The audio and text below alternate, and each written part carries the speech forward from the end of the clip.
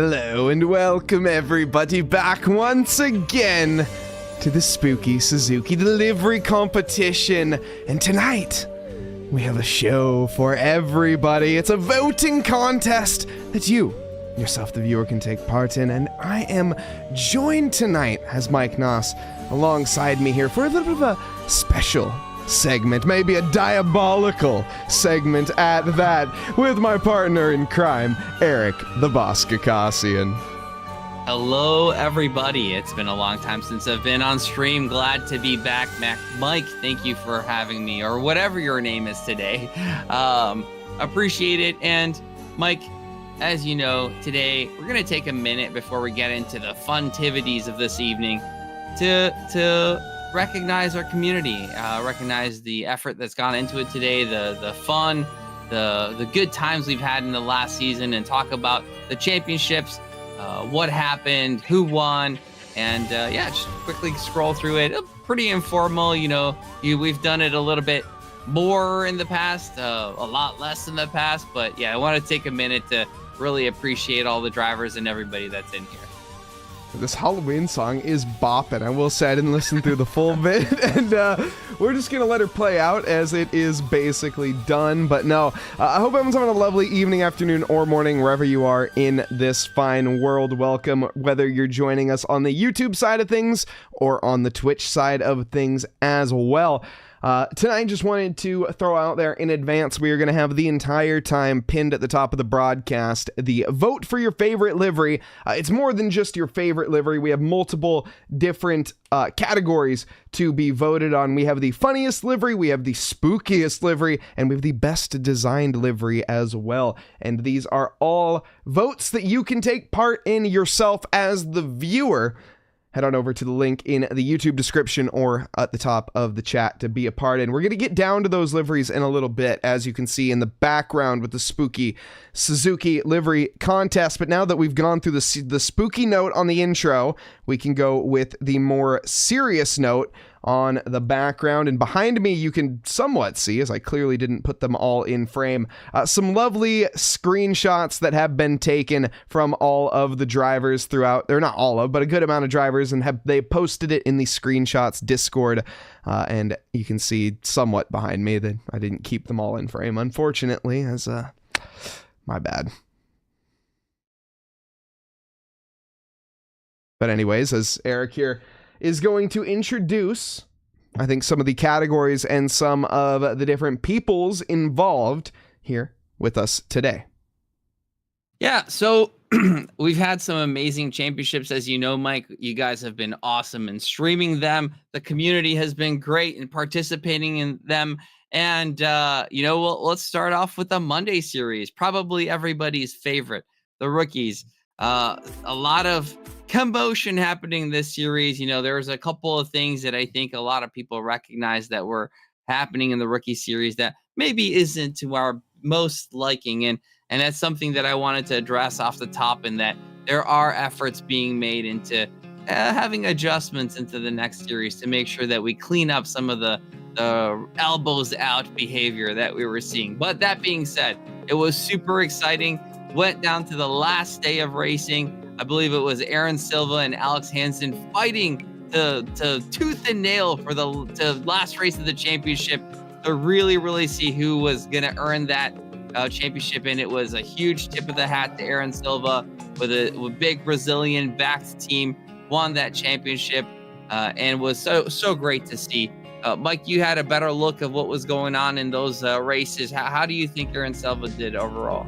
Aaron Silva was, one of those drivers, especially the Limit Road team as a whole. They worked really well just together as a kind of amalgamation of drivers that practiced time and time again. I mean, just every single time they would join into the interview room, that was the first thing they'd say. Is just want to thank the teammates around them being, just so helpful. And for the Brazilian community as well, he's a great representation moving forward with it. But, as you said, one of those drivers as well that maybe in the next Rookie League needs to take a step back in terms of aggression, and discretion is the better part of valor, which, I hopefully translates all right, but I don't think it does.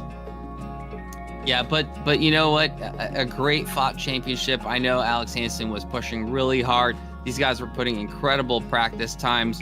I mean, I don't know if it was this season or the previous season. We were seeing hundreds of laps, which is insane. But credit to them. Great effort by those teams. And yeah, the Brazilian team coming out on top with their driver, Aaron Silva, taking the championship in the end. With that being said, while we celebrate the championship, the champion of the GT4 series, I want to congratulate a couple more drivers. These drivers that entered these series in a rookie or a seasoned rookie tag, but have been promoted to intermediate through their consistent driving and improvement through the season.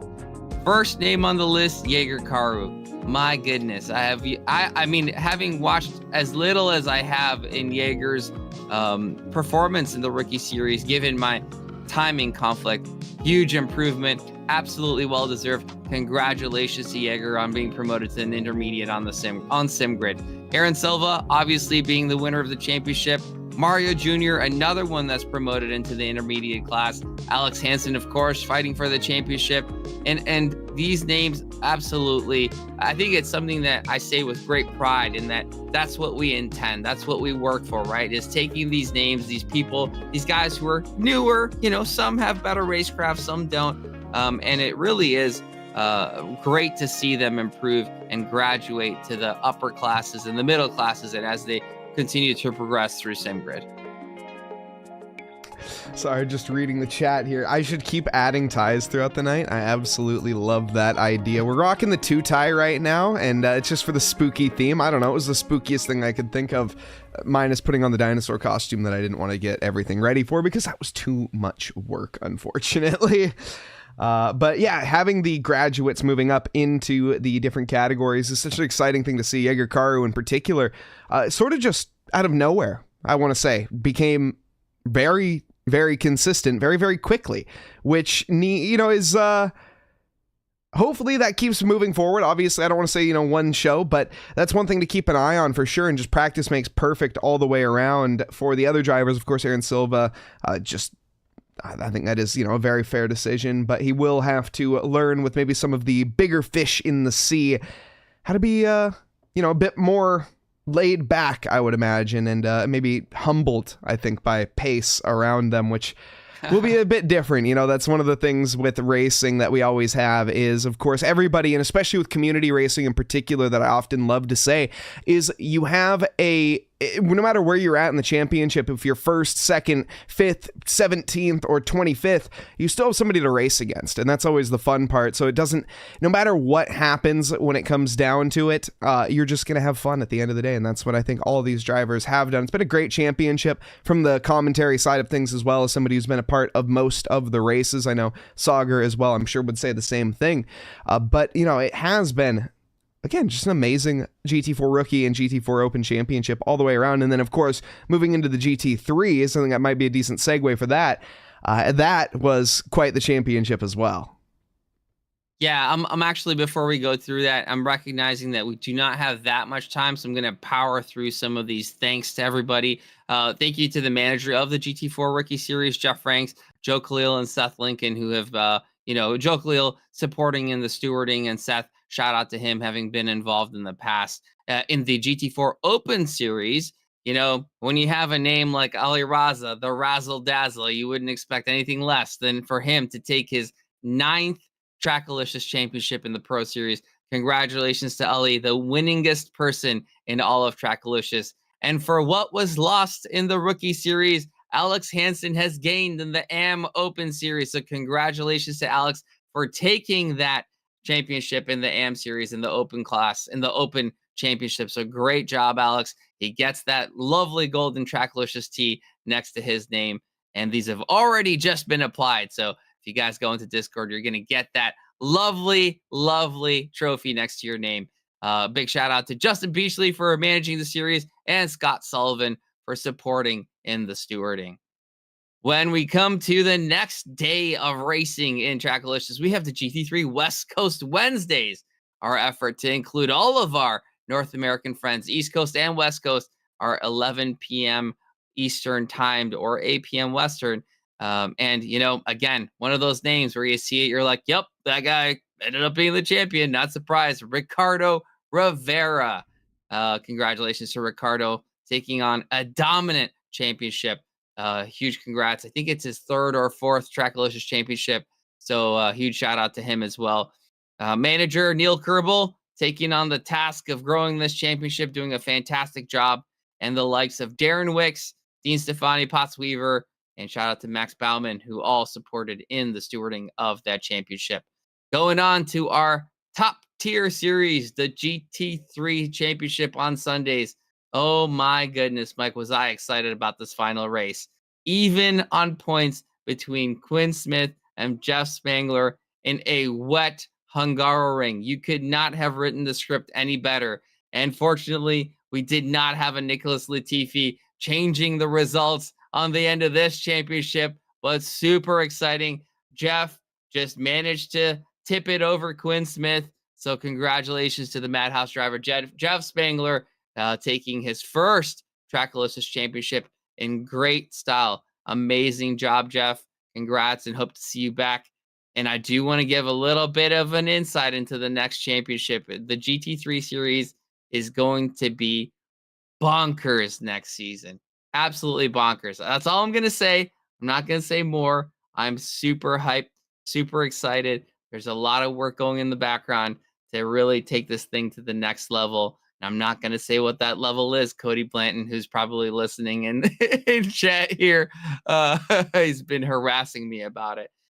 So yeah, great job, Jeff. Congratulations. Super excited. And huge shout out and thank you to manager Casey Schutte. Did a fantastic job with that series. Really cleanly run championship with the support of Quinn Smith and a bunch of our other stewards, including Cody, who would pop in and help out every so often here and there in his eternal quest to ban someone from Trackalicious, which he has to earn that right. But hasn't happened yet. Thankfully, we haven't had the need to ban anybody in quite some time. So very happy about that as well. Shout out to Christian Dubé-Rousseau as well, who earlier in the year was helping out in that support in the championship in stewarding. That's the word I was looking for. Mike, those were our ACC championships. Amazing. We do have some iRacing winners as well. Unfortunately, I did not get the results in time in terms of who were the winners, so I will post that in Discord. But iRacing, something we're getting into. Really, really great support from the iRacing team, from Josh Willis, Eric Miller, Cody Wassam, Dominic Smedra. Great team. These guys are putting great efforts into growing our iRacing side of things here at Trackalicious, and really excited about that. And we do have a championship coming up, maybe two actually. And I forgot a couple of names because they were on the other on the next page, which were Nathan Hutchinson and George Elmer. Huge shout out to these guys and great efforts on what they've done to start growing the iRacing side of things here at Trackalicious. So if you guys are looking to do some iRacing, we're probably going to do some stuff on Tuesdays, which is free content, and some voted on championships on Thursdays, which is starting at the end of November. Look out for that. Hop in, join us. It's going to be really fun. Now, we do a lot of sim racing here, Mike, right? Do a lot of coverage, a lot of sweating, a lot of seriousness, and the perfect balance, the yin to that yang, is the lovely Syntho Drive. Oh boy, do I love Syntho Drive. It's amazing. It's so much fun, and amazing to have a manager, the Syntho Drive director, Josie Koo, leading the charge in that and running that championship. And the championship of AI races with AI drivers represented by real names like Mike Nause and Neil Kerbel, of Team Toyota with manager, team principal Daniel Versosa taking the Constructors World Championship, and Neil Kerbel taking the Drivers World Championship. Congratulations to Toyota, Daniel Versosa, and to you, Mike Nause, and your team taking it. And a huge shout out to Neil Kerbel taking that Drivers World Championship just by a little bit from some of the other drivers. I have a little tidbit from Josie Koo here, in that the comment was, Yeah, Kerbal won in a narrow victory over Gira and Emilia, scoring 124 points over Gira's 116 and Emilia's 105. 9 drivers were mathematically able to win in the championship going to the final round, and Toyota beating BMW for the World's Constructor Championship 210 to 185. An exciting championship coming down to the last final races. Again, we've had some incredible racing, whether it be real simulation or AI racing. So it's been super fun to watch. Mike, I'm going to take a breath here. Do you have anything to say about that? Go Toyota. Woo! Yeah. And Neil Kerbal putting quite a lot of work, by the way, behind the scenes to develop us a strategy on a winning trajectory, setting myself up for the first race win of the season. By the way, 2-time first race win of the season. Mike Nause here, just saying. I've won both of the first races in 2 championships in a row. Can we make it a third? We very well may. We'll have to find out next Syntho Drive season. I don't know. I'm with Toyota again with Dan Versosa. And of course, Ricardo Rivera. Wait, no, excuse me. Wrong Ricardo. Ricardo Rivera is, why am I, the other Ricardo? Why am I drawing a blank here as I just had it in my head and now have to check my DMs, and I'm getting fired from Toyota as I have in I know my who you're talking about. DMs. We pull it up. Ricardo Sapien. There we go. We got there. Sapien. Yes, Ricardo Sapien was our other behind-the-scenes manager, I suppose. Moral support, cheerleader.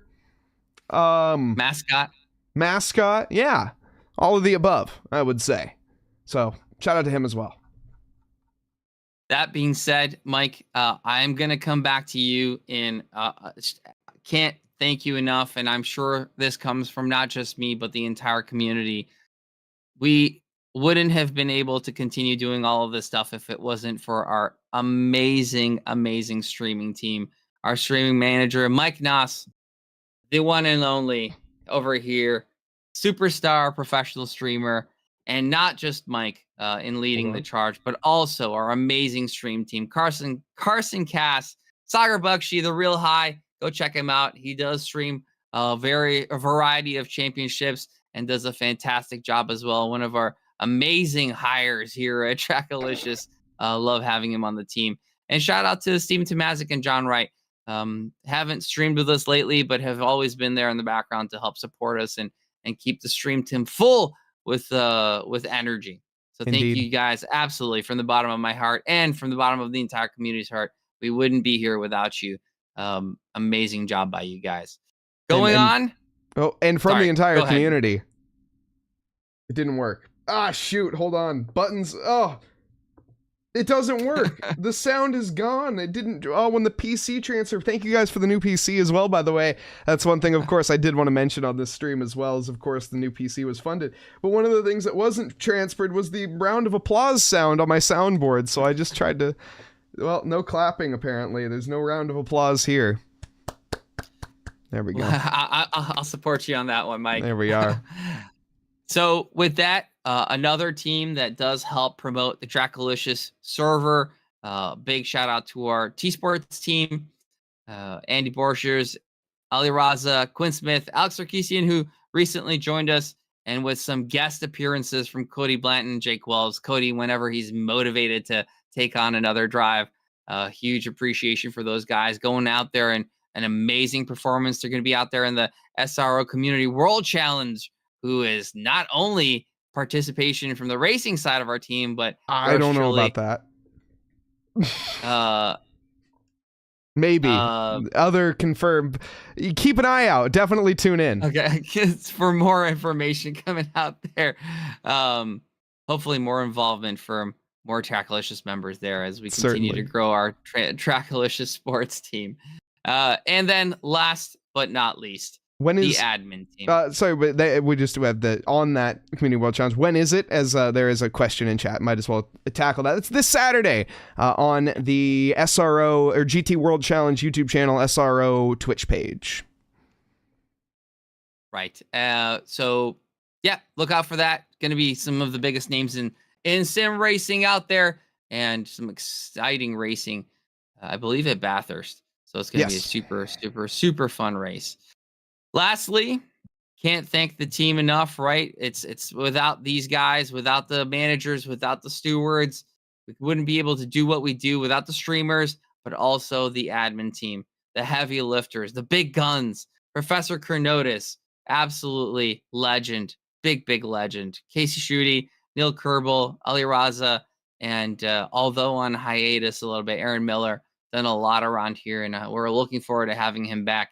And a big shout out to Jarek Snyder, who recently stepped down, but one of the OGs who has done so much here for Trackalicious to get it to where we are today. So thank you so much to everybody. I'm not going to take any more time because it's time to go for some spooky Suzuki livery stuff and racing. But I just can't thank everybody enough, right? Everybody who is a part of the community, everybody who helps support the community from the admin side, from the steward side, from the manager side, and absolutely the streamers. You guys are phenomenal. I've heard multiple comments from people coming into here, and that not only they get excited about the racing, but you guys make this place such a great community to be a part of and really push forward our true way of doing things, in that we're community first and everything else second. We do the racing second, we do the automotive stuff second, but first and foremost, we're a community. And you guys, everybody, guys and gals and everyone, really come together to make this place a lovely place to be. And I thank you and thank everybody for it. And with that, I'm going to bow out in my amateur stream show here and leave it to the professionals with Mike and Saagar, who's going to join and give you guys Spooky Suzuki tonight. Thank you so much, everybody, and I'll see you guys around. Thank you very much there from Eric the Boss Gakosian, of course, and joining us very soon in the booth will be Mr. Saagar Bakshi. Saagar, do we have a copy? We don't have a copy. Yes, we do. We do have a copy. We do have a copy. Welcome, Saagar Bakshi. He is currently walking into the booth and will be set up relatively soon as his camera loads in, and will load in eventually. We'll get there. But, Saagar, tonight, what is ahead of these folks is a bit of something different, of course. It is going to be the Spooky Suzuki. We got a livery competition again that you can vote for yourself as the viewer. Head on down to the description if you're on YouTube. Head on up to the top of the pinned comment section here on Twitch. You can find a link to go and vote for your favorite livery out on track tonight, and we will be covering that here very, very shortly, as Saagar will, in fact, here pop out of existence very, very briefly when I find the correct button. There he is, Spooky Saagar. Oh, man, now I'm here. There we go. Saagar has joined us, everybody. Very spookily pops into existence. But here we have it, of course, and we have the Spooky Suzuki coming up here. This is, of course, brought to you by Neil Kerbal, or really in courtesy of Neil Kerbal, everything here. When it comes to the setup of this, getting all of the submissions and responses taken care of, it is that is all courtesy of Neil. And again, the 3 categories on offer out there tonight are the funniest livery, the spookiest livery, and the best designed livery as well. And so far, we got 4 people that have submitted responses, so we need some more. That's what that means. Get on in there and submit some responses, I suppose. Absolutely, and we've got an amazing lineup of liveries to showcase as well tonight, and I'm excited for it, Mike Nause. I hope you are too. An amazing amount of detail went into making these liveries look super successful, and I can't wait to see them out on track. We've got over 30 drivers registered for this event, and I think we've got 29 out on track right now.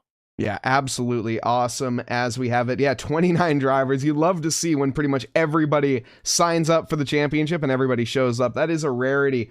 So let's get into it, I would say, Saagar. Let's get down to it, as there is more than likely going to be a spooky black screen of anticipation. Yes, of course there is. And then we get down to the action here, where we can have some audio and take a look at some of these very spooky liveries. I can already see that, unfortunately, I don't have one, which is very disappointing. I did download them, of course, and we will be going through and taking a look. I don't have the Massive Motorsports. I hope that's not something I'm missing out on. But in order of qualifying and going down the road, let's start off here with the Patrick Dubose, Rockefeller Racing. Let's see this here, Saagar, shall we?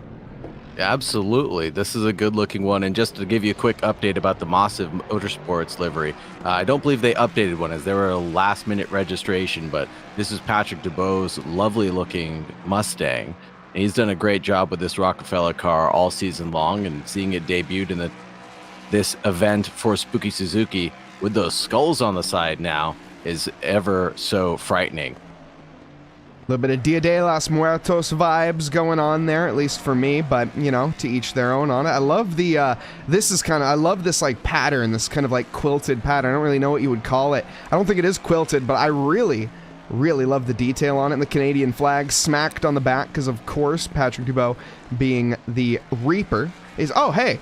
Oh, goodness. Oh, my gosh. It's terrifying. That's the spookiest thing on this livery. Oh my! How did I miss that? That might be barbed wire on the hood of the car. I think you're right.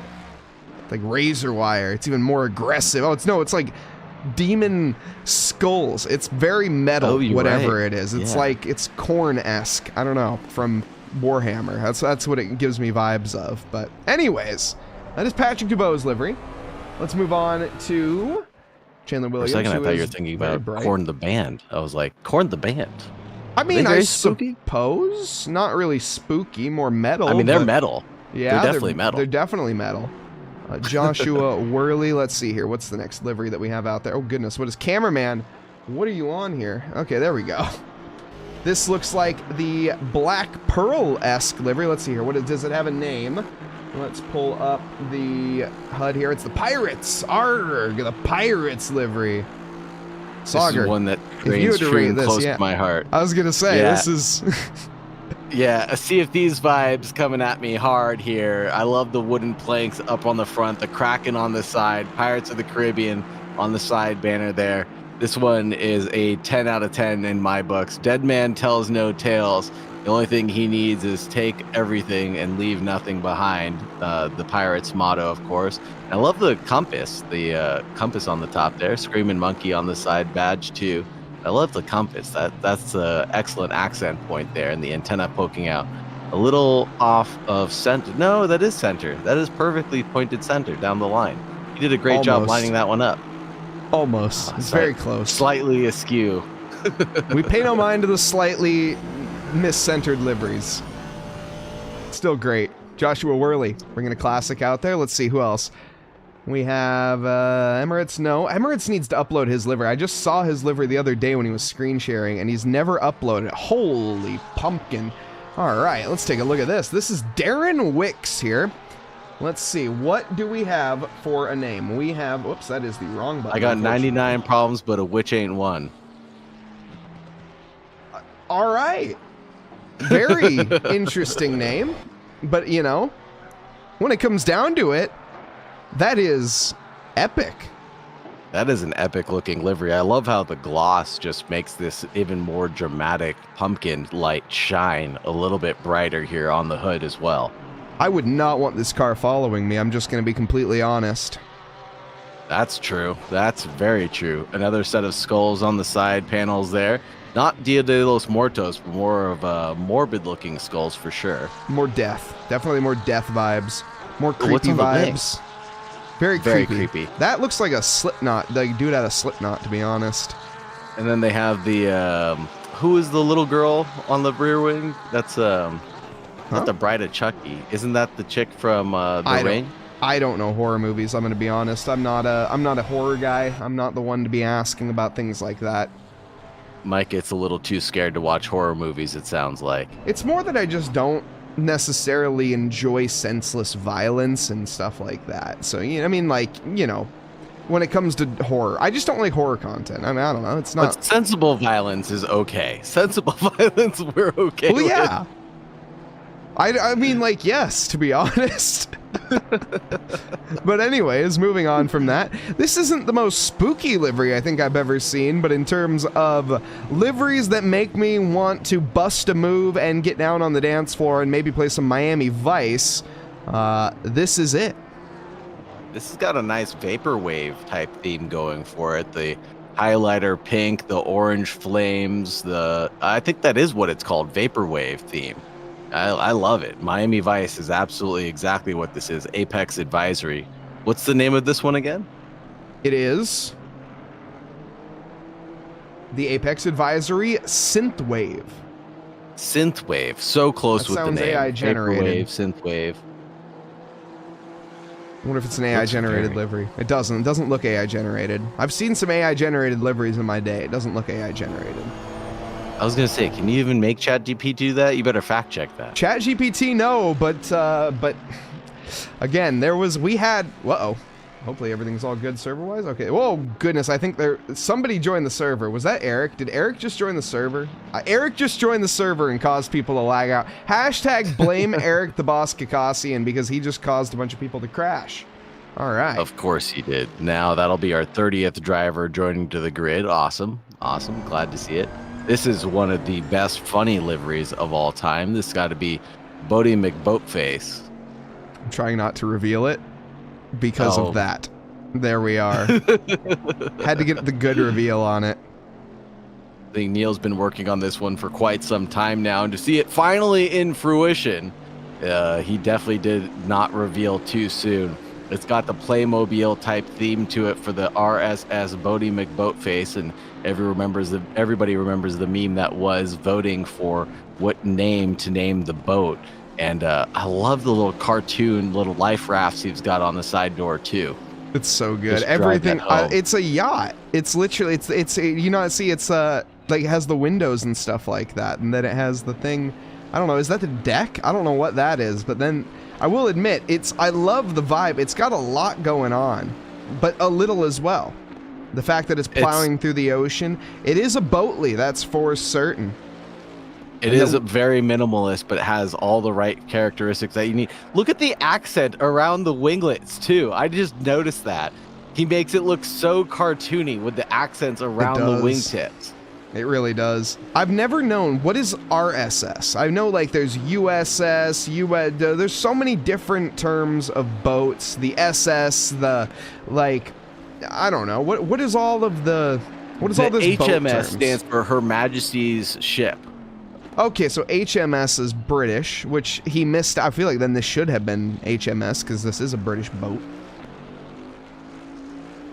Am I wrong? What is RSS? Googling. We need to know. For boats. Again, all of these liveries are votable. You can vote for your favorite livery. Why doesn't Albert Tranghisi have his uploaded? What? Republic of Singapore ship? The Republic of Singapore is where he has claimed his ship. I mean, to be fair, that might be tax related or something. We're not going to judge it. Here is Jake Terrell with a qualifying... Oh, whoops, I hit the wrong button again. With qualifying coming to an end, the Royal Dramblies Racing, the RDR, making its final lap around the circuit. We're not really caring too much about the times here tonight. We'll take a look at them, obviously, when we get down into the race. We're just taking a look at the liveries right now, giving a show-off in-game of what you, the viewer, can vote for in the Google Sheets that is provided at the top of the stream, pinned and in the description of YouTube as well. This is epic. This is the Widow Merc. I love this elephant that is on the sides there and the wheel wells with the the tusks kind of complementing the headlights. I don't know if that's the right word. I'm not a livery expert here. But it looks very nice where it's kind of hugging the lights and it makes it look a lot less like it's wearing eyeshadow because the AMG kind of does look like it's wearing eyeshadow in general. Which, you know, isn't the most spooky. There's nothing wrong with it. It's just that it's not the most spooky. The AMG is looking a bit spookier now, though. Now it's got its eyeshadow going for it. No, it doesn't have the eyeshadow. It's less. It's no. No, it's good. It's very spooky. Oh my goodness. Okay, we still have a lot of liveries to get through. That's the thing. And we only had an 8-minute quali. Oh, it's a very night race as well. Okay, we'll have to go with some pimped out graphic settings. Let's see. There we go. So the we can see magic these level of liveries. TV. Oh, and we still have about 2.5 minutes left for a livery showcase as well. Excellent. And we have a full outlap, so yep, that will be more than enough time to display all of these liveries. So let's get on in here and talk about our drivers and meet the starting grid. Starting us off at the top is Emirates. Alongside of him tonight in the number 1 Ferrari is going to be Thiago Denarte in the Ford Mustang GT3. Jake Wells in the Jake Wells Racing. No livery, Jake? Come on, how did you not upload that correctly? In 3rd position with Chandler Williams in 4th. Gil Silverin coming home in 5th. Darren Wicks in the 99 Problems, but a witch ain't one in 6th position tonight with Dean Stefani in the Purple Pumpkin People Eater. I love that livery with the Purple People Eater. Reference to that old song that I learned back in elementary school. In the number 7 in P7 tonight with Bodie McBoatface in P8. Albert Tranghisi, 9th quickest in the Tranghisi Designs, and rounding out your top 10 in the Dead Panda Motorsports, that's sad, in P10. P11 is going to be Carlos Guzman for the R Motorsports team, number 39 in 11th place. Ryan Barkins in the Wonder Bread Racing Ford Mustang, number 26, Shaken and Bacon in 12th place.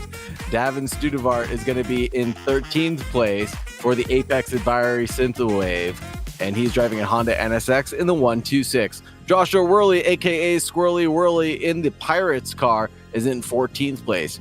Jake Terrell is going to be in the number 83, driving that Royal Dramblies racing car in 15th place. Daniel Hirsch driving a stock livery in the number 48 for Hirsch Motorsports. Kay Moss in the number 75 in 17th place. Patrick Dubois for the Rockefeller Racing, he's going to be in 18th place. Pierce Hanley is going to be in 19th position, driving the Magic Man livery. Ooh, that one might not have come through. And Zach Maniquez in the number 3 is in 20th position in the Iron Dames livery. Jeff Kelly. Coming in 21st position, the Murder Beaver. Wow, okay. Just straight up, very aggressive name on that one. But it's a very aggressive livery from Jeff Kelly. We'll take a look at that in a little bit. We have Brad Tarno in 22nd with Sam Staples in 23rd. Professor Cronotis in the Honda Logs and Garden from Professor Cronotis. Ooh, a new Chrono special that we haven't seen just yet. The number 99 in 25th position for Glenn Piano with Jonathan Kelly in the AO Racing alongside in 26th. Randy Gross, 27th for the Apex Advisory, the other very flashy Apex Advisory car out on the grid tonight, with John Wad in 28th in the 95 Spirits 296. Kyle Busch in 29th, and rounding out the back of the grid is the Practice Safe Apexes with Eric Gagosian. And is that Lisa driving? No. I don't, maybe. Maybe? We'll see very quickly. We'll see very quickly. I mean, let's see. This is the Apex, or the Practice Safe Apexes, though. If you know, you know. Very clean and simple looking livery, but has a very deep and underlying meaning behind it. Pile of kids in tow, it looks like. Yes, indeed. If you know, you know. It's enough said about that one. We'll move on. I do like the Murder Beaver one, and I'm looking for one more livery as well. We'll just kind of rock from the back of the grid for. Oh my goodness, I just about threw my mouse over. That's a first. Let's take a look here at the Honda Logs and Garden. It's sort of. It's very. I love it. It's a reliable livery. That's what it is. It's a reliable livery. I was looking for the word. I had to go quiet there to try to find out exactly what the heck I'm looking at here. But no, this is just a classic Honda. You put a mower. I know what. Is that the cosine 1 divided by x? This goes over my head, Chrono. I am a commentator. You think this is mower? Is this an equation? Somebody knows. Somebody is laughing very hard right now, and it's not me because it's gone over my head. But I love the Honda lawnmower. As somebody who used to work on I mean go-karts, which are basically Honda lawnmowers where I worked. Yeah, no, it's a true livery to my heart. Logs and Garden Services. And kind of like the neon colors too make that livery really pop out. Oh, I get it. I don't even need to look at it. The logs and the gardens. Oh, okay. I think I get it. I am not great at math. Let me check chat. Are you sure that that's it? AV6 Scott would know. He's good at math.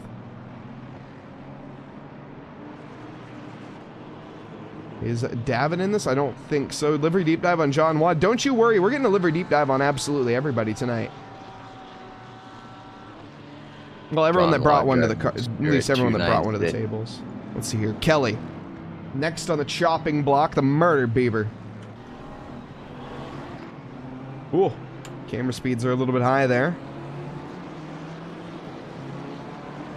Yeah, it's terrifying. Is terrifying. Yeah. Very much I so. love how he's got the air ducts lined up with the beaver teeth as well. And the 5FI logo getting a chomp taken out of it by the beaver on the top. Absolutely excellent. If you guys are interested, by the way, !5FI for more information about the off-season here at Trackalicious. We are not going to be having much going on, and we recommend you check out our friends over at 5FI for more information there. But as we have it, we're 2x2 Noah's Ark formation and getting ready to go green. Emirates is now just coming onto the start-finish straight. So we have a little bit of time before the lights go out here at Suzuka for the race. We'll have more time to look at liveries, don't worry. There's 45 minutes on the clock, folks, and it is Suzuka after all. Overtaking's difficult here. Emirates at the top. Alongside of him is going to be Tiago Donarte. As we come to the line here, it's 5 red lights on, and we go green, green, green, heading down to the first corner, and it's pretty dead even heat at the start. Pretty much 2x2, a little bumping and banging down into the first corner. That's too wide. That's going to be Emirates running Tiago a little bit wide, but he manages to keep it on the circuit. Everything is clean thus far. 2x2x2 all throughout the entire grid, it seems. Bit of a drive-through penalty there from Hirsch. That's off track from it. Looks to be Albert Train Giese rejoining the circuit there in a very safe manner, having to avoiding action, but mostly everybody making it through here on lap 1. As I say that, though, Saagar, things continue to unfold. Yeah, definitely commentary cursed that one, Mike Nause. But Daniel Hirsch with 4 positions gained off the break. Gil Silverin with 2. Neil Kerbel with 2. And the Bodie McBoatface. A lot of drivers getting 2 positions right now. Chandler Wendell Williams is down 10 positions. Started off in 4th place. Down into 14th position overall. Davin Studevart's lost out on 5 positions. And everybody else behind is pretty much right where they started right now. Bodie McBoatface trying to make quick work of Darren Wicks. But I think that boat's going to be going a little slow, chugging along right now. Let's take a look at the rear wing here from Darren Wicks. It's not the most intimidating sight just yet, minus the creepy face that you can see and the creepy I see the child that you're talking about from Children of the Corn or whatever, or Spirits of the something of the Corn. I don't remember the cornfield one, right? Anyways, as again, I don't know horror movies, but we move on from that. Bodie McBoatface keeping its distance right now, at least to a reasonable 6 feet. They're doing the social distancing aspect here in motorsports. Max Power didn't quite get the memo. He's getting a little bit of elbow to elbow racing right now through 130R. That's going to cost pretty much both drivers to compromise their run. And as they go down to the Casio Triangle, the positions remain as they were coming on down into the corner.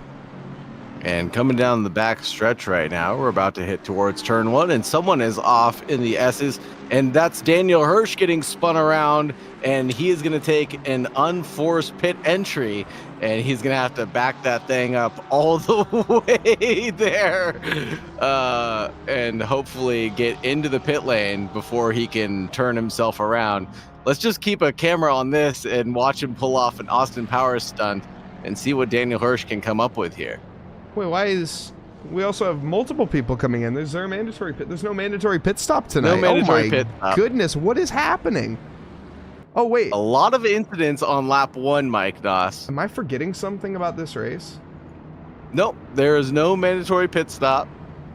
I feel like I'm forgetting something. I feel like Neil had mentioned this. Are we pitting? Why are we pitting? It is just simply a 45-minute sprint race. I think a lot of people just got caught up with damage on lap 1. That's crazy. I feel like I'm missing something. I feel like Neil had told me where it's like drivers are going to come into the pit lane so we can show off the livery. I don't know. Maybe we could show off. I don't think that's the case. No, that's just a lot of damage. Oh, goodness. No, okay. Back to the action, folks, as we do have a race going on, of course, and the drivers are all still on circuit for the most part. All of the tires facing in the relatively correct direction. Jeff Kelly. No. Murder Beaver. No. That's murder.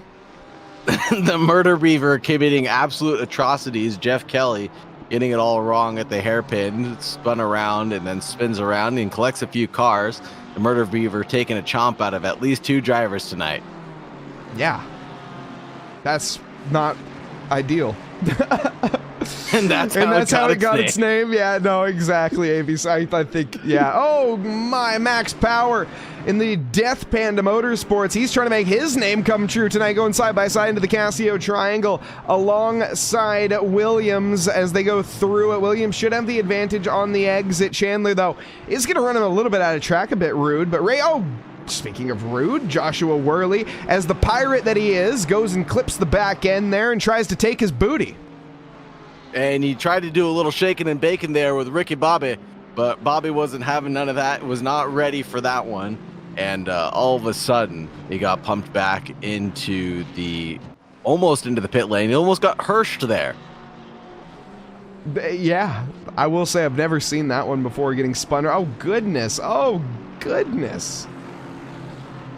Goodness gracious, great balls of fire. Yeah, Neil Kerbel here, also trying to make some moves early on. I've been trying to look for a moment to deep dive as Neil Kerbel is currently racing and redeeming livery deep dives for absolutely everybody.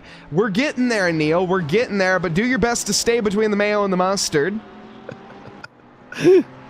Kyle Hirsch Racing not pleased with my description of getting Hirsch.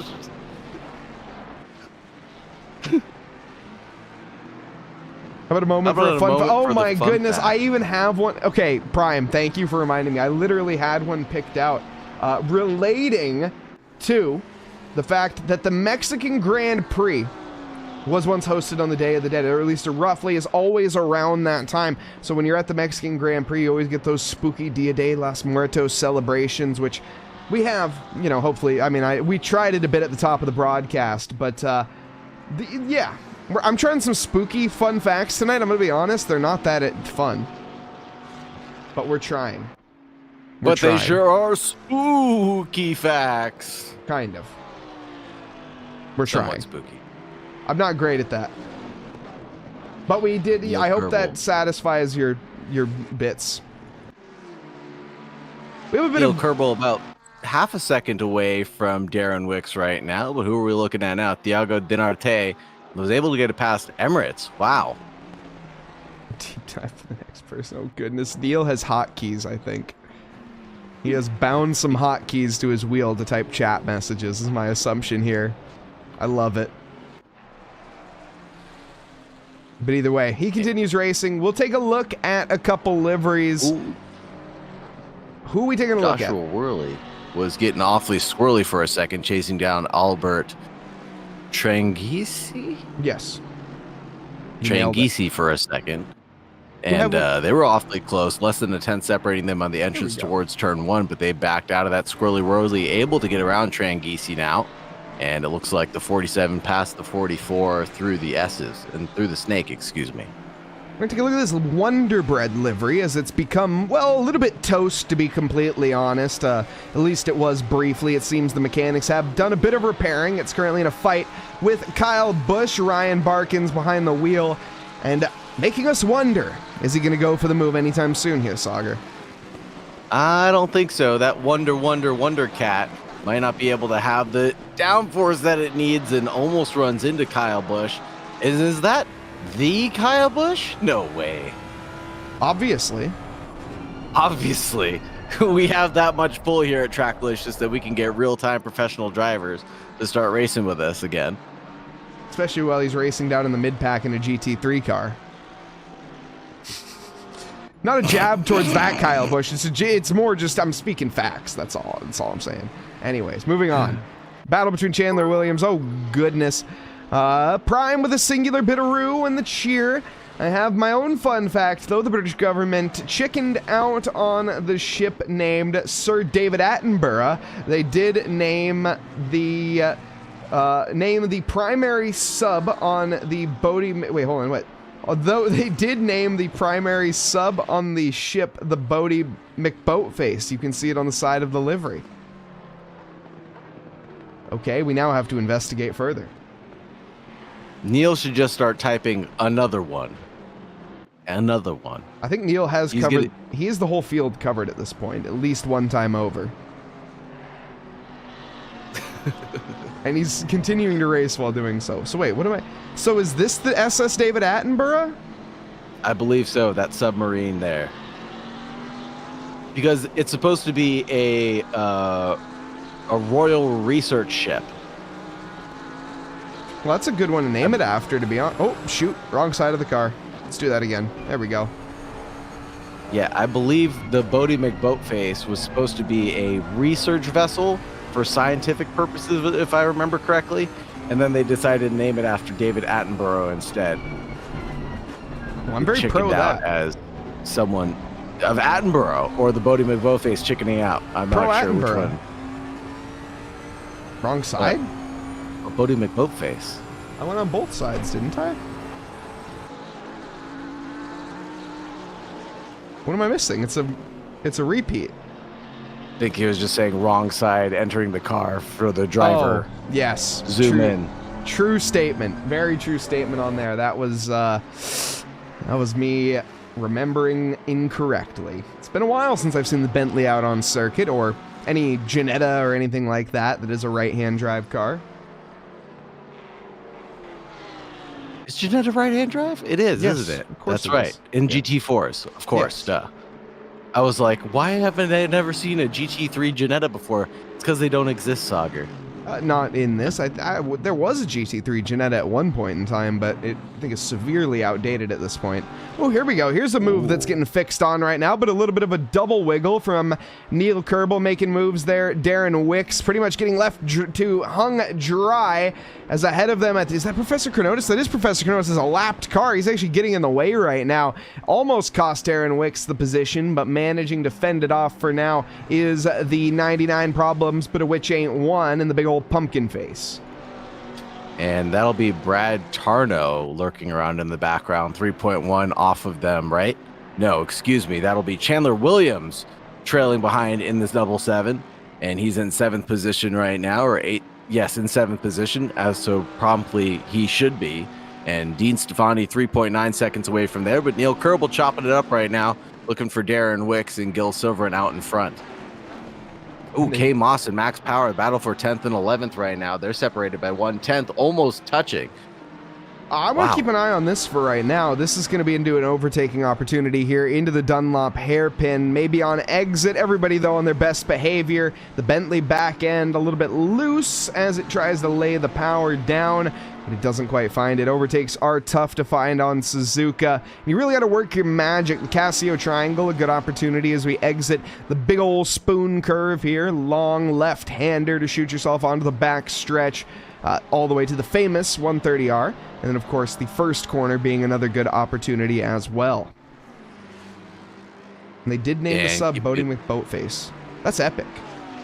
And also very not British.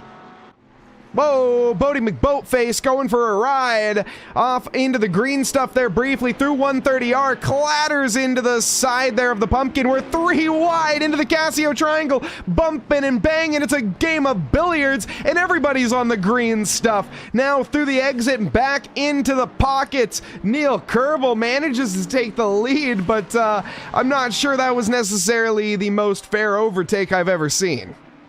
Was there felt or velvet on that playing card? Because I'm not sure everybody was able to maintain traction through that one. That was pretty nip and tuck, and pretty not nip and tuck, excuse me. That was pretty elbows out racing, really brutal there. Neil Kerbel gains the position over Chandler Williams and Darren Wicks right now. Got a battle for P1 unfolding as well with the Ford Mustang GT3 of Tiago Donarte as well as Emirates. They are Well, Emirates trying to find it here, and there's the opportunity. Maybe. No, the Ford Mustang GT3 does not care about curbs whatsoever. It has quite a bit of travel in the suspension and quite a bit of weight behind it as well. Able to maneuver very nimbly, again, deceptively so, and Emirates trying to get into the mirrors there of Thiago, but there's really nowhere for him to make that move. Thiago, Montego, baby, why don't we go to Spoon Curve and make this overtake happen? But no, Emirates actually, he's able to produce 159.7's last lap around compared to Thiago's 2-minute 0.9. So I'm curious to see where the pace difference is between these two vehicles and why Emirates has not been able to make an overtake happen just yet. It's been like this for the past couple of laps, if I remember correctly. Emirates may have just incurred some damage, and that might be slowing him down by a little bit this lap around. It's just Suzuka, baby. It's hard to overtake. It's a tough track, you know? You really got to be clever with your moves. You got to have a good run on your opponent to make it happen, or you got to barge them out of the way like Bodie McBoatface did and make your own windows. That's another way to make opportunities and gain positions, but Emirates, he knows better than that. He is not going to make that mistake again. It's all about racing, and you can see 1 second back into the first corner. Not even close enough for a sniff, to be completely honest. No, and both of them producing just 2-minute laps, 2-minute 0.2 for Thiago and 2-minute flat 0.7 for Emirates right there. 2 minutes 0.8 for Jake Wells. Gil Silverin trying to close down that gap on Jake Wells behind. Neil Kerbel still 2/10 away from Chandler Williams in the battle for 5th and 6th place. Although those side by side right now, battle for 5th and 6th through the snake, and it's all done and dusted. Yeah, Neil Kerbel still going to be chomping at the bit right now. Not able to get by just yet. Spadey Bud, welcome. Welcome, everybody. I hope everyone's had a lovely evening, afternoon, or morning, wherever you are in this fine world. We really haven't been able to talk with chat just yet, which is kind of a shame, to be honest. We've been doing our best. But welcome, everybody that is here in the audience. We appreciate you. Oh, my. What the heck? I was looking at chat. All right. It's replay time, folks. Well, let's see. Bodie McBoatface and Gil Silverin. No, and Chandler Williams. Wow. Wish I had a different angle on that. I should have probably done that, but from that angle, that looked egregious. It looks like that boat was just carrying too much momentum, could not stop in the wakes there. And Joshua really trying to go the long way around. Who is that? That's Chandler Williams, who just got punted by Neil Kerbel. I shouldn't have said that. I apologize. But Albert Trengahiz in the background, lurking and waiting for an opportunity, battling with Joshua Worley for the past couple of laps, both of them producing pretty much identical laps over lap. 202s for them. Chandler Williams with a 2-minute lap to his name, so he'll be hopefully escaping the clutches of Joshua Worley and that Pirates of the Caribbean car any second now. Indeed. Bully Boy? I can't remember that song anyways. That would have been more clever if I did, as Grumpy Geriatric Gamer aptly saying, red rum, and a red rum. The famous shanty. It's old as time. I don't know. That's definitely not it, Mike. You never watched The Shining. Nope. You are correct. Holy Toledo. Moss? Making don't know moves what to on do to the with Max you, Power. Mike. We haven't looked at the Death Panda yet. That, I think, is the only livery we haven't covered. Correct me if I'm wrong, but I think we've had a chance to look at all of the different liveries. This is another one of the 5FI guys, !5FI, for more information about our, or not ours, but about the 5FI championship in the off-season as we go to our off-season for the winter. Oh, goodness. We're going to be hibernating like the panda that is in front of us here, but these guys putting on a great championship. We need to check out this battle, though, because it is quite intense, as we have Moss trying to go for the gold here, and we all know that... wait, no, hold on. It's not the pirate livery. Never mind. Cue pirate puns later.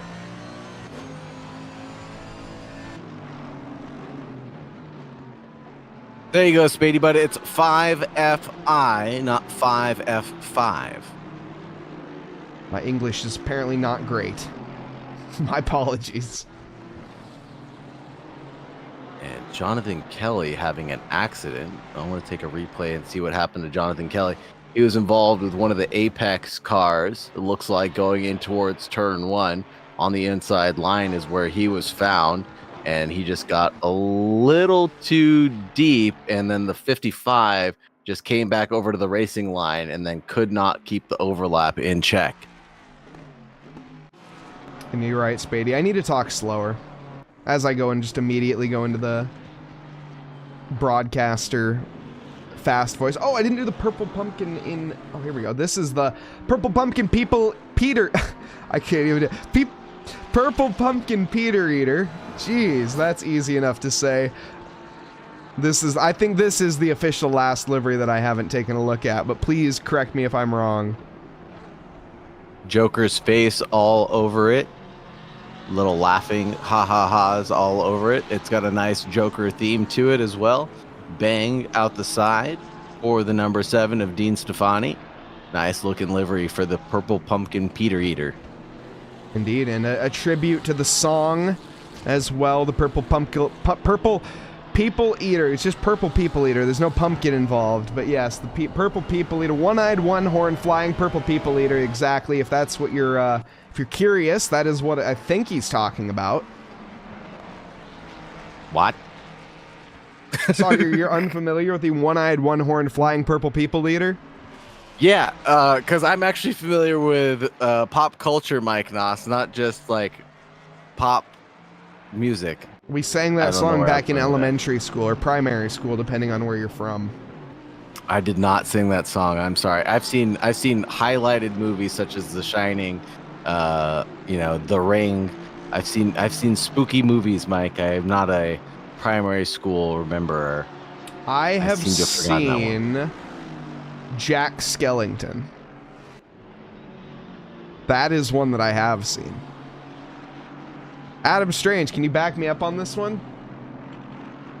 Jack Skellington, as in like the cartoon, like The Nightmare Before Christmas? Correct. Yeah, The Nightmare Before Christmas. That's what it is. Yes, Jack Skellington is a character in there. That is correct. So I don't even know the name of the thing that I'm talking about. This is Halloween, everybody. See, I'm not the biggest Halloween guy. I'm just going to be, I'll just be the first one to admit it. I'm not a party pooper or anything like that. I just never have gotten into Halloween. That's just... Mike, can I ask you a personal question right now? Send it. Why are you wearing 2 ties? Why aren't you? Because I don't wear ties for my stream. It's spooky. I don't know. Are you wearing one for me and one for you? No, it's just spooky. I'm wearing 2 spooky ties, They're spooky ties. I thought you were supposed to be someone for Halloween. Are you supposed to... myself, which is terrifying.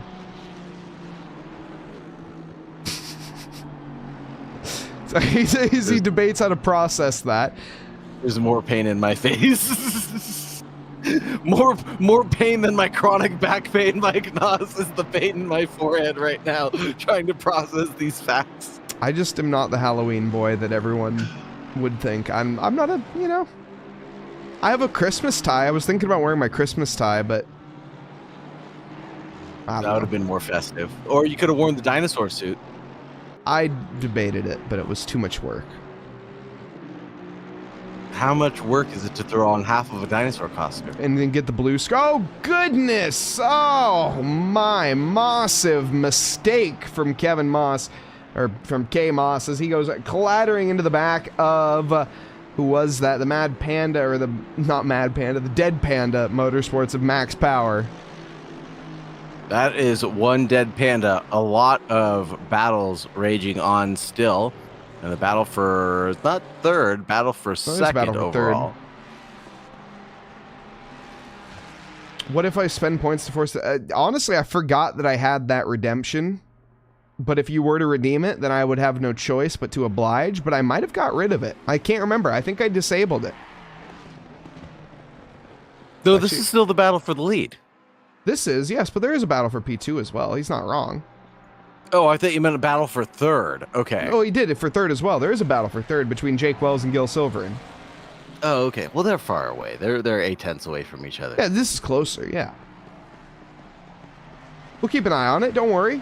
Don't worry, folks. The action's not going anywhere besides the fact that we are talking about a little bit of Halloween. You know, we got the holiday seasons coming up as well. Halloween, Thanksgiving. Wait, Thanksgiving, what am I talking about? Christmas. Wait, your green screen doesn't have a second side that's blue? No. And I have a blue screen, but blue screens don't work. Oh. They My do green work. screen has a second side that's blue. No, this is just a green sheet. Literally green on both sides. Ah, okay. No, mine's green and blue, so that way in case you need to send that dino suit to me, I can always just flip my green screen around one time. I have a blue screen, it's just it doesn't work well. It just absorbs too much light. A little behind the scenes, behind the curtain of Mike Nause. Look at this battle. Carlos Guzman, Dean Stefani in a fight between each other right now. Stefani trying to defend like the Joker here, run away smiling, but so far it's not quite ear to ear. He is having a bit of issues defending as the Purple Pumpkin Peter Eater, geez, that is still difficult to say, is struggling to pull away from the number 39 at the moment. Emirates still, though, on the back of Thiago Donate. We're going to keep an eye on that very close. I'm just not sure Emirates is going to strike as of yet. I think he's going to bide his time and wait, but he is the only driver in the 159s right now. How is the poll doing right now, Mike Nause? We've got 17 responses so far. Oh, yes, of course. Thank you so much for reminding me. We do have 17 responses that have voted. Okay, so far, the livery... Thank you so much, Saagar, for reminding me of the one job that we're here. We have a pretty much dead even tie right now for the funniest livery between the Shake and Bake and the Bodie McBoatface. So the Wonder Bread livery, as well as the one that Neil Kerbal is piloting. So was it Chandler? No, it was Josh Worley. No, Max Power. Yeah, no. Oh my goodness. Who was it? Patrick? No, it wasn't Patrick. Kelly. The Shake and Bake car was Barkins. Oh, designed by Barkins. Excuse me. No. Anyways, it's Neil Kerbal as well as the other, as well as the Wonder Bread livery that we've had a good couple of looks at so far. That is tied right now for first place. Second place, the Murder Beaver at 11%. Well, I guess third place is the Murder Beaver at 11% for the funniest livery. The spookiest livery currently is 99 Problems, but a Witch Ain't won the pumpkin-faced Porsche, winning that out at 41%. Just Shake and Bake is somehow the second spookiest livery as well, with 5 votes to it. Don't know how it managed that. And the Shake and Bake is the best designed livery at 6 votes, with 35%.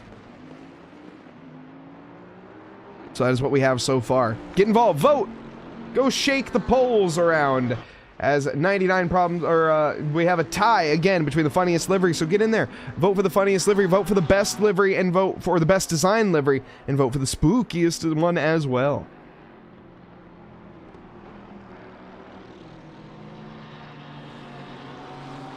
Just looking at the poll results myself, wanted to make sure that everything was right, but you know, you're absolutely right. There is a dead tie for 7 and 7 for the funniest livery between the Shake and Bake car and Bodie McBoatface. That'll be the number 26 Shake and Bake car and the 395 of Bodie McBoatface. And the spookiest livery being second place for the Shake and Bake car, but 99 Problems, but a Witch Ain't won. That is definitely one of the spookiest ones out there. I feel like I should have entered my livery now, Mike Nause. Yeah. How do you vote? You can use the link that is pinned at the top of the stream, or you can use the link pinned in the description as well if you are on YouTube. But I think it should still be pinned at the top of the screen. Correct me if I'm wrong. Here's Emirates, though, working a move on to Thiago. He was 1/10 behind down the start-finish straight. Couldn't get the move done. And even through the S's, still not able to go anywhere. That's not... Wait, is that the right view form? Yeah, that is the right link. Okay. That should be, I believe. Yes, that is the right link. Yes, just making sure. So Emirates here trying to make moves, but just not finding him. Carlos Guzman in a similar boat, and Moss also not able to get by the Death Panda. Oh, I see what you did there with the boat reference. But that was sly, Mike Nause. That was sly. That was very sly. K Moss chasing down Max Power, nearly 3/10 separating the pair of them right now, as they're in that recovery drive, both of them, after getting involved in an accident at the hairpin corner. and then now coming through Degner 2 now, and on their way to the same hairpin where catastrophe happened before. What did I say? You said they're both stuck in the same boat. I didn't mean that. That was completely unintentional, but quite good now that you mention it. I didn't even realize it, so...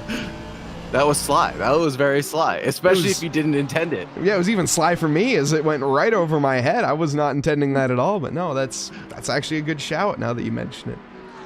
I have to explain the joke to even myself, but here we go. Chandler Williams and Carlos Guzman. Potential move on for 130R, but that's dangerous.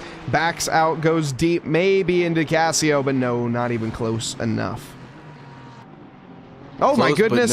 No, he was through the hairpin. A little too close, actually, in fact, on the mid part, but no, he wasn't close enough for the move. I stand by my opinion, and I think evidence shows itself. Dean Stefani. Uh-oh. Don't know what happened there. The purple pumpkin Peter Eater not having a great time anymore. Emirates still chasing down the leader of Thiago Dinarte, and they're about 2/10 away from each other right now, coming through Degner 1 and in through Degner 2. And on their way to the hairpin right now, shaking and baking things up. But the shake and bake car isn't part of this battle. The shake and bake car is down into 16th place. That's Ryan Barkins' number. Indeed. We're going to stick with this for right now. Emirates is getting impatient. I can already see that in his car body language. He's trying to make moves where moves don't exist now, and frustration is starting to play a part. Keep a calm, cool head on your shoulders here, Emirates, and you can get her done. Thiago's just been driving perfectly, to be completely honest. Hasn't really made a mistake, and anytime he does, it's sort of a mistake that is matched with Emirates. Emirates doing a similar issue or whatever, making going a bit deep, kind of monkey see, monkey do. And that's just Emirates following the car in front. You need to be driving your own race and worrying about your own problems. And Emirates here, he's kind of getting frustrated, forcing things. Let's see, he's backed off on this lap, and he goes deep through 130R. Got to be careful of extending track limits. He'll be back, though, on the chase relatively quick here. But no, a bit of a poor exit. Thiago, seemingly with the consistency. 202s being the fastest lap for Neil Kerbel, or last lap around at least. 201s for the trio out in front, for the Quattro out in front. Now doing 2-minute laps for the pair up in front between Thiago and Emirates. This is the battle between Albert Trengahiz and Dean Stefani. Dean Stefani's out in front right now in that car, the purple pumpkin Peter Eater, as he was recovering from an incident that happened through the chicane and now going a little bit wide through 130R and into the triangle. There's a big dive there out of Dean Stefani, makes it move, stick, but will they still hold on side by side? A little bit of door banging, rubbing is racing, and it looks like the pirate car had to shake up just a little bit there to not run into the back of the other car. And Adam Strange, welcome back. We're here in the middle of a battle right now. Thank you very much for the bit. Watching the likes of Albert Trengahiz overtake Dean Stefani in a very aggressive manner. I'd say that was fairly clean, to be honest. Here is Joshua Worley making an easy move there onto Stefani as he is just kind of going backwards right now. And there's a third problem for his measure. A hip check of the apex as there's bumping and banging. And now the Aston Martin off into the grass. We're about to arrive on the scene of a crime simultaneously as Darren Wicks has ended off in the side there. The currently spookiest livery parked off in the grass, as pumpkins, I guess, or jack-o'-lanterns often are. They're chilling off in the side of people's lawns and whatnot. I guess Darren just doing good imitation of that, but he has since rejoined the circuit, and he is still leading for the spookiest livery right now. 44% of the vote heading his way. Bodie McBoatface has overtaken the Wonder Bread car for the funniest livery out on the grid. Very nice. Bodie McBoatface taking the lead right now, but still holding on to P5. Not in the lead of the race, but in the lead of our hearts for sure. And Mike, how many jack-o'-lanterns have you seen this October? I'll be honest, now that you mention it, none. I don't think I've seen a single one, to be completely honest. The poor kid across the street had one set up, and about 3 or 4 days ago, he came outside, and the thing was basically like, not smashed in, but it had definitely like It rotted away Yeah. on itself. Yeah, that's why you And don't the buy them poor too kid early. Came out just crying, just bawling about it, and I felt so bad as I was sitting outside listening to the whole thing. I was like, but that's just what happens to pumpkins when you do that too early. And here's another move on the number 75. That's going to be K Moss able to get through on the purple pumpkin Peter Eater of Dean Stefani. Yeah, as Frank Sinatra once said, that's life.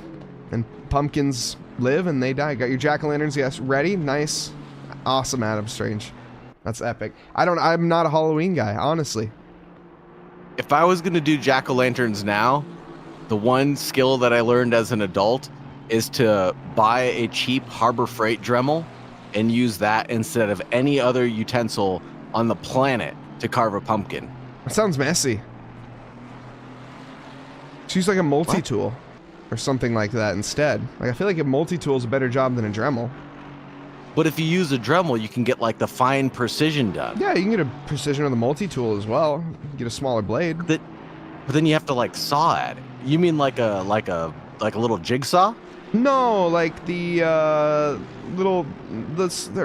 what do you? I'm gonna show Saagar because Like a little I can. jigsaw. No, Like a little jigsaw. No. No. One of these, Saagar. Oh god, this is an Those oscillating are- saw. I mean, it's not an oscillating saw. It's not a sawzall. Like, not like a full-on reciprocating saw. But yeah, an oscillating saw, yeah. They're perfect. Like for sheetrock. if that's what you want, I mean, it's used for anything. It's a multi-tool. That's why they call it a multi-tool. And you don't think that would get messy, Mike Nause? No, I do think it would get messy. It's just no matter what happens, it's a pumpkin. They're messy, right? Well, I mean, you're not. See, with the Dremel, what our idea was that we did like those jack-o'-lanterns where we really only like peeled the skin back a little bit. We didn't carve all the way into the pumpkin. We just like, you know what I mean? Yeah. We just did like the shadow box type pumpkins. Yeah, that allows That you to way get they like would last depth and longer. stuff like that too, as well, if you wanted to with your pumpkin. I know some people get really into pumpkin carving and they add the depth into it that has different lighting effects when you put a candle in there. Yeah, that's exactly. a bit beyond me, I'm going to be completely honest. Yeah, I had to wire up a battery to a light bulb for my ex-girlfriend, and that's how we lit up our pumpkins at night. It was actually pretty cool, though. A lot more work than it needed to be, because we could have just bought the same thing for like $5. You know, like a plastic pumpkin that would have lasted us much longer than all the work it took me. But you know, it Nah, was fun to plastic do. pumpkins don't got the same vibe though. Like, honestly, even as somebody who doesn't like Halloween, oh my goodness, the Iron Dames have spooked themselves off into the grass there. That is not ideal. Zach Martinez is, well, going for a ride in the gravel as the boat of Neil Kerbel goes on by, sailing on through. There's your third boat reference of the night, but That you one wouldn't was meow intentional. at the cat car? No, But you wouldn't meow at the cat car? absolutely not. I Be don't a know where man, your use a standards steak fall. knife. I mean, like, honestly, man. you're... What did I just hit? Oh, the space bar. Replay. The space bar replayed. Interesting. Does it? I think it does the... I don't know, sorry. No, I might think have- you hit something else. No, I definitely hit the space bar. I think it does the last action that I did on ACC TV, which was replay, I guess. I don't... My replay is like... Anyways, as ACC... Oh, Bodie McBoatface going sailing off into the wet... Well, no, there's no wet stuff. Anyways, I've already used that reference. It's not good enough. Neighbors Sailing off blasting into the wet Beyonce. grass. Don't want to frisk. Yeah, keep the Beyonce rolling. That's my advice. Best H-Town artist. Now second best H-Town artist. Maybe third. Fourth? Up there. That is Chandler Williams trying to go side by side with the boat, and then the boat trying to cross back over through the snake, unable to get back the traction that he was needing, and that boat's acting like a slip and slide right now. Yeah, Chandler Williams making very easy work of that situation. Neil struggling right now. I wonder if he is honestly on wet tires. He's driving like he is at this point, where the rubber seems to be just away or underneath the tires no longer. And he is slipping, as you said, slipping and sliding all over the track. And Max Power here, under pressure from Moss. Moss pressuring the likes of Power, with Worley ahead of them, potentially playing some variation into this as well. We'll see what the Black Pearl livery can get done here, or the Pirates livery. And man, Max Power and K Moss have stayed glued to each other for pretty much the entire 40 minutes that we've been racing so far, and they still continue to stay close to each other, coming out of the hairpin right now, and they've only got about a couple tenths separating the two of them. We'll see if that changes. They've had less than a couple tenths. They've had less than anything separating them, as they've already had it coming together thus far. I'm looking to avoid that in the future. Moss, of course, collecting the dead panda and, well, making that name become a reality and hoping to not do so once more. This panda trying to stay alive, as it is, I mean, I don't want to say it, but pandas are rather, I don't want to say useless creatures, but my goodness, pandas are interesting, man. They are a very intelligent bears. They are the least educated bears of the bear family, in my opinion. Yeah. They're terrible mothers, first off. I mean, that is already scary enough. And the fact of being a panda child, that'd just be like, good luck, you're rolling the dice. Literally, if they have multiple, because they can only have one. Multiple dice or multiple bears? One kid. They can only have one panda bear. Like when they're, so if they have two, they have to abandon one. Sorry if that makes you sad, but it's just true. What? Yeah. They're terrible mothers, man. Like they just forget about one of them? Yes. That's sad. That is probably the saddest and least spooky comment you've made all night long, Mike Nause. Pandas are useless, man. I'm sorry. They're just...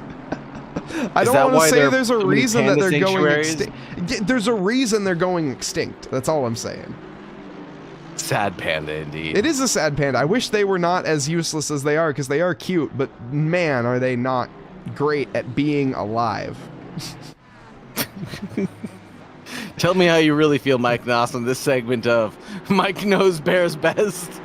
Man, they eat eucalyptus. Like, think about how unnutritious that is. It's like literally basically grass. Poison. Yeah, exactly. To most people, yeah. Like, I mean, most again, other animals, it's poison.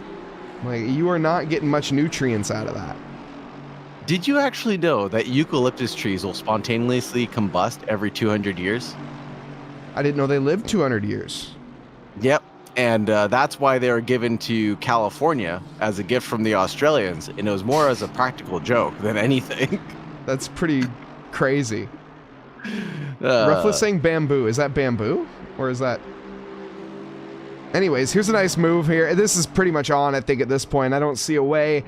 No, okay, Max Power is going to hold on for right now. Let's see if Moss goes for it into the Casio.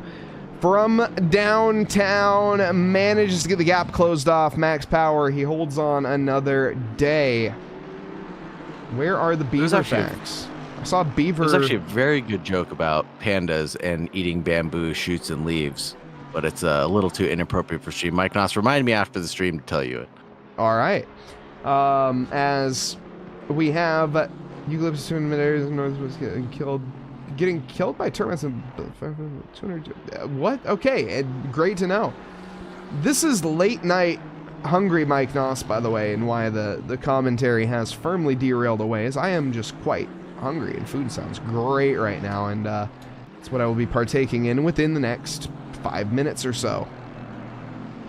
Within the next 5 minutes, this race is going to be over. We've got 3 minutes and 13 seconds left on the clock, folks. This closest battle on track is between Max Powers and K Moss. And to the first Degna they go. Nothing happening there, but a bit loose from Max Power. Maybe a little bit too much power as we go around the second Degna towards the Dunlop. Still no beans to be found. And you're right, happy Halloween to all of the East Coasters. It has officially reached that time, because it is a late stream tonight. It's a spooky late night stream.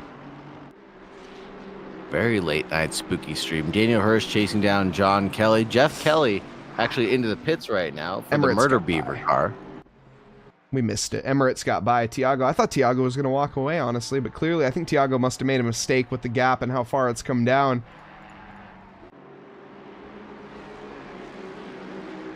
The old reliability date of macro fossils of a eucalyptus, a 21 million year old tree stump encased in basalt in upper Lachlan Valley in New South Wales. Interesting. It's an old ass tree.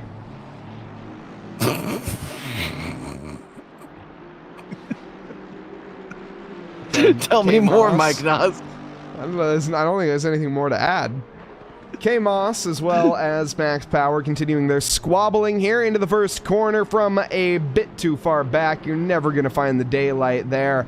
Way too high speed of a first corner to make a dive bomb from more than a tenth away, really. And this is going to be the penultimate lap right now, so we're going to get this one plus one more. So let's update everyone on the livery results here. We got 18 votes to be submitted. Get your last votes in, by the way, because as the checkered flag falls, that's when we're going to be doing it. Right now, we have Bodie McBoatface in the lead for the funniest livery. Spookiest livery is the 99 Problems, but a witch ain't one. And Shake and Bake for the best design. Get into the forum post pinned at the top of the Discord. Pinned at... Oh, goodness! Big contact between the two once more. But pinned at the top of the chat and pinned in the description as well. Let's go back and take a look. Oh, I don't have... No, well, it didn't work. It didn't work. Here we go. And switch over to Helicam for this one, Mike Nause. Yeah, that was not a move. I don't know how. That happened. Mike, do you have any funny or fun facts about Suzuka, the racetrack? Right, man. Neither is on the final lap. Give it all you can. I actually don't. You put me on the spot on that one, and I don't have any. Oh, no. It's the only figure 8 track on the Formula 1 circuit, as well as the GT calendar. There we go. There we go. That's what I was looking for. That's a fun fact about it. Here's a nice fight between Eric Gakassian in the practice safe Apexes with Darren Wicks in the spooky 99 Problems, but a witch ain't one, side by side through 130R, and the Porsche backs out the Nissan GTR, barging its way by. Fun fact about the genre of jazz. I was really into jazz back in my middle school days. I don't know. I don't know. Kenny G is a baller? I don't know. We got a race to finish here. Emirates. Oh, Emirates is on us a bit more. We'll see if ChatGPT has anything that amuses me. But in the meantime... Coming around the second to final corner right now is Emirates as he's holding on to the lead of this one. Last lap being at 2:01.6 compared to Thiago's 2-minute flat, basically. And he's going to hold on to the lead of this race, barring any big mistakes. But Thiago is going to walk away with P2, the number 23, in second place, followed by Jake Wells, who's had a surprisingly quiet race. And I don't want to jinx him too soon, but no drive-through penalties for Jake Wells tonight. As we have recently had that meme elapse. Okay, here we go. I do have a relatively fun fact about it. But anyways, Emirates to the line, takes the race win for the spooky Suzuki livery contest, at least on track. Tiago Donarte in second, Jake Wells in third. And as it stands, the winner of the livery contest, at least for the funniest livery, is in fact Bodie McBoatface here in the Bentley. The big old Bentley takes the victory in one category tonight. The spookiest livery going over to Wicks for the Porsche, the 99 Problems, but a witch ain't one. Managing to make it through mostly showroom ready down to the very end. And the best designed livery, it was a close one. There was a lot of votes in that category, but the winner of it all was the Shake and Bake. Number 26 of Ryan Barkins in 16th position. Thank you. There he is. A wonder that he made it to the line in that condition, but the Wonder Bread makes it. That is a nice looking livery and close to everyone's heart, the Shake and Bake car. The Wonder Bread, Wonder car made it to the line. Indeed. Now the fun fact about Jazz.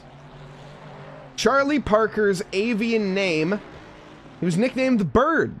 Charlie Parker got his name because he often loved fried chicken and often called a yarbird. I don't know what that is. I hope that's not an offensive term, now that I just realized I said it out loud. I don't think it should be. It doesn't sound like it. But yes, he was a bird. There we go. We got bird facts here tonight. Got him in last minute. Ay. Oh! Hey, none of that. That ain't cool. But anyways, what a race. Spooky Suzuki, It was everybody. a race. A great livery contest as well. Honestly, it was a really good race. That was some up at the top between Emirates and Tiago. We missed out, honestly, a very impressive battle, at least for the final bit. We caught most of it, but we didn't see the concluding elements. We also had, of course, the battle between Chandler Williams, Neil Kerbel, Carlos Guzman, and Albert Tranghisi. The contact, the drama. This race had a little bit of everything, Saagar. It sure did. In battles between, who was that? Kay Moss and not Darren Wicks. Dean Stefani raged on for quite some time. That was a good battle between them. We saw Squirrely Whirly out there doing his whirly thing. That was also great to see. Max Power was involved in that incident with Kay Moss. But other than that, they had great racing for pretty much the entire 45 minutes of it.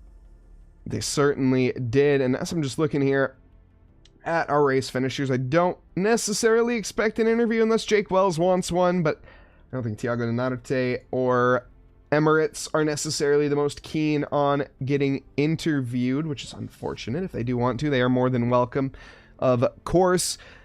But I think that is going to do it here for tonight, as well as for the, well, Trackalicious seasons. Again, what a season we've had, what the seasons that we have had, and Saagar, of course, being a part of all of them as well. It's been an absolute pleasure to have you as my partner in crime for the latter half of this year, to be honest. It's been about 6 months since you've joined us, and it feels like it's gone pretty quick.